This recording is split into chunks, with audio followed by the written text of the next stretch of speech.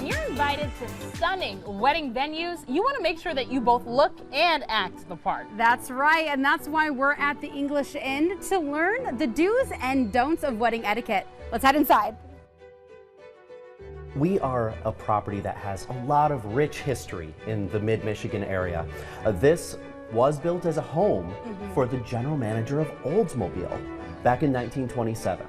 And it has been through a myriad of different uses throughout its history. My family, we've owned it since 1996, and we really have grown it as a restaurant. We built this space that you're sitting in right now as a ballroom, a grand space with Palladian windows, and it's called Meadowview Hall.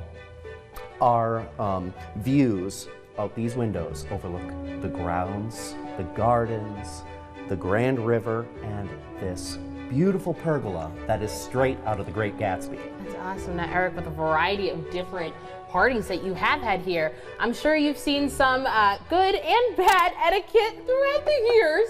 But now that we have you here, why don't you give us a quick crash course on the do's and don'ts of being at a wedding? As you're a guest, remember a couple of things.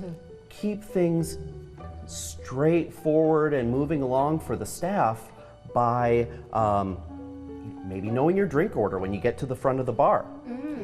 Instead of having to sit there and think and, you know, ask questions right when you're up there, and have your identification ready.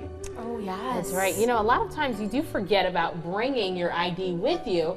I think I have my lipstick, I'll have my mascara, everything to touch up, but sometimes it's the last thing I'm thinking about is bringing my license or any of my cards with me. When you're seated at your table, have your seat in. Okay. Absolutely. Be I know, I need to adjust conscious myself. for all of that staff that's mingling around, perhaps a very busy room. You don't want to trip anyone. When you're at the table, have a seat.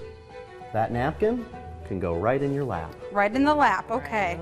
Oh, but it's so pretty. I always feel so bad unfolding it, but I totally get it. So right in the lap, okay. And then people always ask, well, how do I know what fork to use?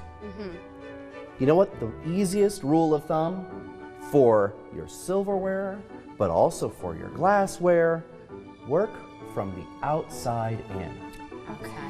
Okay. Okay. Yeah. So starting with fork. You get served your salad, and there you have, right on the outside, your salad fork. Perfect. The first knife that you're going to encounter, that's going to be your salad knife. So feel free to use those. You know, it's always fair when you're done, set your silverware diagonally on your plate, nice and together. People will know that you have finished that course, and they can come right along and clear. And then the one thing that you're commonly not necessarily going to use until the end is the spoon. That can be there for coffee or tea service or dessert. And then for your glasses, you know, if there's a toast, that's usually going to be your first glass, champagne toast. Then moving in, if there's wine service, you have your wine glass. And the water glass is almost always the one thing that stays on the table throughout the whole meal. So it's usually the innermost glass being the water glass.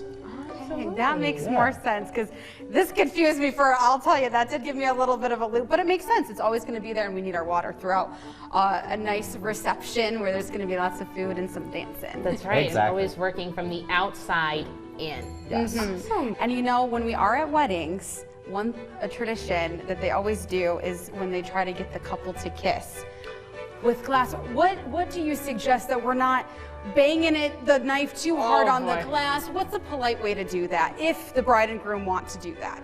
Well, I think that's really up to them.